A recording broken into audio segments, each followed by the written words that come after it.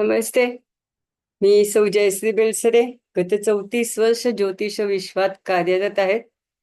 आज आपण मीन राशीतील ग्रहाचा भ्रमण याचा थोडासा विचार करणार आहोत.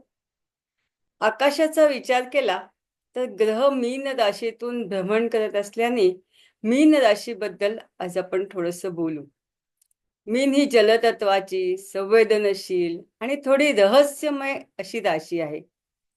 कोणत्याही गोष्टीचा अभ्यास ते खूप खोलवर जाऊन करतात, मग त्याची उपयुक्तता असो किंवा नसो. प्रत्येक गोष्ट ही पैशाच्या रूपातच मोजतात असे नसल्यामुळे ही राशी थोडीशी अव्यवहारिक वाटते.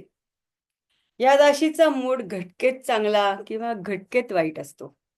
म्हणजे मीन राशीची मानसिकता कधीच एकसारखी नसते. भयंकर हळवेपणा या राशीत असल्यामुळे या राशीला छोटे छोटे कटू शब्द सुद्धा मोठे दुःख देऊन जातात. कुणालाही विश्वास ठेवणे आणि जग नेहमी खरंच बोलत असतं असा या राशीचा समज असल्यामुळे ही रास नेहमीच अडचणीत येते. मीन ही जलतत्वाची रास असल्यामुळे ती पसरत जाते. कुठे थांबायचं हे या राशीला कळतच नाही. या राशीचा स्वामी गुरु असून तो सुद्धा संचयाचा कारक ग्रह आहे. त्यामुळे प्रसरणे, जवळ साठवून ठेवणे ह्या दोन्ही गोष्टी ह्या राशीकडे खूप साठून राहतात. कधी कधी त्याचा त्रासही या राशीला होताना दिसतो. फेकून देणे हा प्रयोग ह्या राशीत कमी असल्यामुळे शारीरिक, आर्थिक, मानसिक भावनांचा उद्रेक ह्या राशीत बघायला मिळतो. ही द्विस्वभाव राशी असल्यामुळे परिस्थितीत बदल झाल्यावर यांची मते सतत बदलत असतात. अतिद्रव्य पदार्थांचे सेवन, मग ते पाणीपासून दारूपर्यंत, ही या राशीची आवड आहे. सात्विक आहारापासून तामसी आहारापर्यंत, आस्तिक भक्तीपासून नास्तिक भक्तीपर्यंत ही रास आपल्याला जागोजागी वावरताना दिसते. त्यामुळे मनावर संयम ठेवण्यास या राशीने शिकले पाहिजे. बुद्धिजीवी रास असल्याने सर्व बुद्धिजीवी ठिकाणी या राशीचे कार्यक्षेत्र आहे. जसे शिक्षण, बँक, सल्लामसलत करणे वगैरे वगैरे. मी तुम्हाला एक छानशी पत्रिका शेअर करते. आज आपण ह्या पत्रिकेवरती बोलणार आहोत. साधारणतः ग्रहांचा विचार केला तर आपल्याला आकाशात ग्रह हे असे दिसणार आहेत.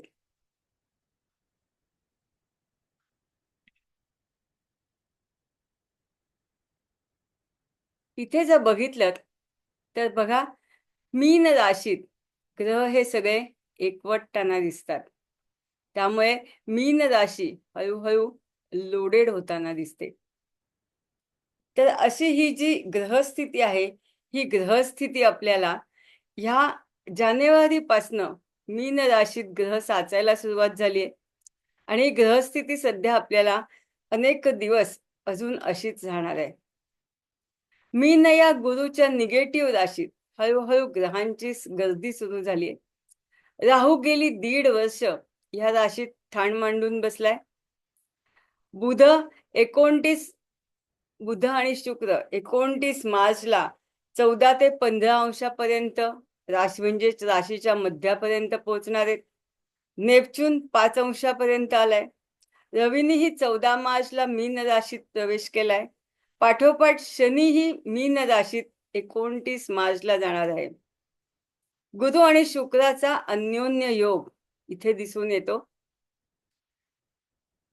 त्यामुळे गुरु सुद्धा शुक्रामार्फत मीन राशीत आलेला आहे. मंगळ मिथुन राशीत असून मिथुनेचा स्वामी बुधही मीन राशीत असल्याने मंगळाचे अस्तित्वही मीन राशीत दिसून येते. चंद्र 2.25 दिवसांनी राशी बदलतो. प्रत्येक राशी स्वामी हा मीन राशीशी जोडला गेल्यामुळे चंद्रही जोपर्यंत सर्व ग्रह मीन राशीत आहेत तोपर्यंत मीन राशीशी जोडला जाणार आहे. म्हणजे खरं सांगायचं तर ह्यावेळेस 9 ही ग्रह मीन राशीच्या सानिध्यात आहेत.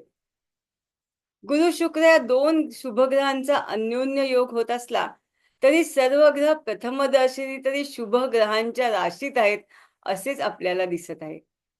गुरु शुक्र दोघे जरी नैसर्गिक शुभग्रह असले तरी ते दोघे एकमेकांचे कट्टर शत्रू आहेत. त्यामुळे येथे ग्रहांच्या फलितातील शत्रुताही जाणवत आहे. यामुळे फलित काय मिळेल याचा विचार करायला लागेल. युतीचे फलित नेहमी शुभ सांगितले आहे. दोन शत्रू जरी एकत्र आले तरी त्यांच्यात काहीतरी चर्चा होत असते. जसे अनेक देशांच्या परिषदा आयोजित होतात, त्यात एकमेकांचे शत्रू मित्र राष्ट्राचे प्रतिनिधी उपस्थित असतात. ही परिषद एखाद्या देशात आयोजित केली जाते. यात सहभागी होणारी राष्ट्र सर्वच त्या देशाचे मित्र असतील असे नाही, पण परिषदेतील मुख्य उद्दिष्टांसाठी त्यांना जावं लागतं. आणि जर पटलं नाही तर जागतिक करार आकारास येण्यासाठी किंवा स्वतःचा फायदा करून घेण्यासाठी खोटे खोटे हसावे लागते. आणि सामूहिक समस्यांवर उपाययोजना, सहकार्य आणि संबंध सुधारणे, आंतरराष्ट्रीय करार, ज्ञान आणि माहितीची देवाणघेवाण यासारखी उद्दिष्टे सर्वांसाठी बनवून घ्यावी लागतात. म्हणजे चर्चात्मक प्रश्न सोडवण्याकडे त्यांचा कल असतो. तसेच युतीतील ग्रहांचे असते. येथे मीन राशीत 9 ग्रह एकवटलेले आहेत. प्रत्येक ग्रहाला काही मिळवण्यासाठी दुसऱ्या ग्रहासोबत पटवून घ्यायला लागणार आहे. म्हणजेच मीन राशीत, गुरुच्या राशीत ही ग्रहांची परिषद यावेळेस आयोजित झालेली आहे. बुध, शुक्र, शनी, राहू हे गुरुचे शत्रू पक्ष या परिषदेस थेट उपस्थित आहेत. तर गुरु स्वतः व गुरुचे बाकी मित्र चंद्र, केतू, मंगळ हे कॉन्फरन्स कॉलद्वारे या ठिकाणाशी जोडले गेलेले आहेत. गुरुचा खरा मित्र रवी हा देखील परिषदेला थेट उपस्थित आहे. राजा रवी तेथे उपस्थित असल्याने नक्कीच रवीचा अधिकार मोठा राहणार आहे आणि परिषद गुरुच्या तावडीतून सुटणार नाहीये. मी नाही गुरुची भांडणापेक्षा तडजोड करणारी राशी असल्याने यावेळेस बरेच प्रश्न हे तडजोडीने सुटतील असे वाटते. 2 एप्रिल मंगळ कर्क राशीत जाईपर्यंत हे मीन राशीत एकवटलेले 9 ग्रह काय फल तयार करणार याचा आपण विचार करू. मेष, व्ययस्थानी 9 ग्रह एकवटल्यामुळे खर्च वाढू शकतो. परदेश प्रवासाच्या संधी येतील. गुप्त शत्रूंपासून सावधगिरी बाळगा. पैसे असतील तरच गुंतवणूक करा. गुंतवणूक कर्ज काढून नको. मनाविरुद्ध घटना घडल्यास रागा नको.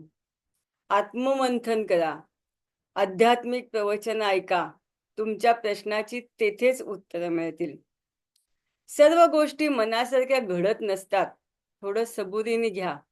प्रत्येक गोष्टीत अनिश्चितता आहेच. काळ पालटू शकतो हे ध्यानात ठेवा. वृषभ, वृषभ राशीच्या लाभस्थानी हे 9 ग्रह एकवटल्यामुळे सामाजिक वर्तुळ आणि मित्र परिवार वाढेल. नवीन सहकारी मिळतील. सामाजिक उडबस अधिक राहील. त्यामुळे नवीन संधी येतील. आर्थिक स्थिरता जाणवेल. केलेल्या कामाचे मूल्य मिळेल. सर्व ग्रह एकत्र आल्यामुळे निर्णय घेतानाचा थोडासा गोंधळ वाढण्याची शक्यता. मिथुन, मिथुन राशीच्या दशमस्थानी ग्रह एकवटल्यामुळे करिअरमध्ये मोठे बदल, जबाबदाऱ्या वाढतील. कामात स्थिरता मिळेल. उद्योगातील चढता आलेख प्रतिष्ठा वाढवेल आणि मेहनतीला यश मिळेल. हे पण नक्की एकूणच दडपण वाढवणारे ग्रहमान. पुढे जाण्याच्या स्पर्धेमुळे वरिष्ठांसोबत मतभेद टाळा. कर्क, भाग्यस्थानी ग्रह एकवटल्यामुळे विदेश प्रवास, उच्च शिक्षण, धार्मिक किंवा आध्यात्मिक गोष्टींसाठी प्रवास दाखवतो. गुरु सहवासाचा आनंद मिळेल. नवीन शिकवण, आत्मविश्लेषण या दोन्ही गोष्टींची आवश्यकता आहे. नियोजनात अडथळे, कायदेशीर तंटे सोडवण्याचा प्रयत्न करा. सिंह, सिंह राशीच्या अष्टमस्थानी 9 ग्रह एकवटल्यामुळे आर्थिक गुंतवणुकीत सावधगिरी बाळगा. तुमच्या व जोडीदाराची वंश परंपरागत वाटा असलेली हक्काची संपत्ती यावेळेस तुम्हाला निश्चित मिळेल. गूढशास्त्र आणि मानसशास्त्रात रुची निर्माण होईल. मानसिक अस्थिरता वाढणार आहे. जुनी कर्ज कमी कशी होतील याकडे लक्ष द्या. कन्या कन्या राशीच्या सप्तमस्थानी 9 ग्रह एकवटल्यामुळे विवाह, नातेसंबंध, भागीदारीमध्ये महत्वाचे बदल संभवतात. नैतिक संबंधात दडपण येणार नाही. जोडीदारासोबत दीर्घकालीन संबंध दृढ होतील. अनैतिक संबंधात मात्र दडपण आणि संघर्ष जाणवतो. तूळ तूळ राशीच्या 6ठ स्थानी 9 ग्रह एकवटल्यामुळे आरोग्य आणि दिनचर्येत बदल, कामाच्या पद्धतीत सुधारणा करणे आवश्यक आहे. सुधारणा केल्यास बॉडी फिटनेस वाढेल आणि कामकाज शिस्तीत होईल. सुधारणा न केल्यास कामातील तणाव वाढेल, अनारोग्याचे प्रश्न निर्माण होतील. वृश्चिक वृश्चिक राशीच्या 5म स्थानी 9 ग्रह एकवटल्यामुळे प्रेमसंबंध, सर्जनशीलता, मुलांसंबंधी जबाबदाऱ्या वाढू शकतात. कला, क्रिएटिव्ह क्षेत्रात प्रगती होईल. प्रेमसंबंधात संघर्ष राहील. सतर्क राहिल्यास अनपेक्षित न पेलवणाऱ्या घटना समोर येतील. धनु राशीच्या 4थ स्थानी 9 ग्रह एकवटल्यामुळे कुटुंब, घर आणि स्थावर मालमत्तेशी संबंधित निर्णय घ्यावे लागतील. आईचे म्हणणे ऐकावे लागेल. व्यवहाराने वागल्यास दीर्घकालीन स्थैर्य मिळेल. कौटुंबिक जबाबदाऱ्या वाढतील. मकर राशीच्या 3य स्थानी ग्रह एकवटल्यामुळे संवाद कौशल्य, प्रवास, लहान भावंडांसोबत संबंध सुधारतील. सामाजिक उठबस वाढणार आहे. इकडच्या काड्यात तिकडे नकोत. बौद्धिक क्षमता वाढेल. लिखाणात यश, कलेला प्रोत्साहन देणारे ग्रहमान. इतरांशी पटवून घ्या, नाहीतर गैरसमज पसरतील. आलेली संधी गमावण्याची शक्यता. कुंभ धनराशीत 9 ग्रह एकवटल्यामुळे आर्थिक मान वाढेल. मुख्य पैसे येतील. पाहुण्यांची उठबस करावी लागेल, त्यामुळे कौटुंबिक खर्चही येणार आहेत. पण पैसे आल्यामुळे तंगी जाणवणार नाही. दीर्घकालीन गुंतवणुकी होतील. आर्थिक नियोजन कराच, यश मिळेल. अनावश्यक खर्च टाळा, नाहीतर पैसा पुरणार नाही. मीन या स्वतःच्याच राशीत 9 ग्रह एकवटल्यामुळे जीवनाचा दृष्टिकोन बदलणार. नवे आव्हान येतील, पण मनोधैर्यही वाढेल. स्वतःतील क्षमता ओळखण्याची संधी हे ग्रह घेऊन आले आहेत. त्याचा उपयोग कराल.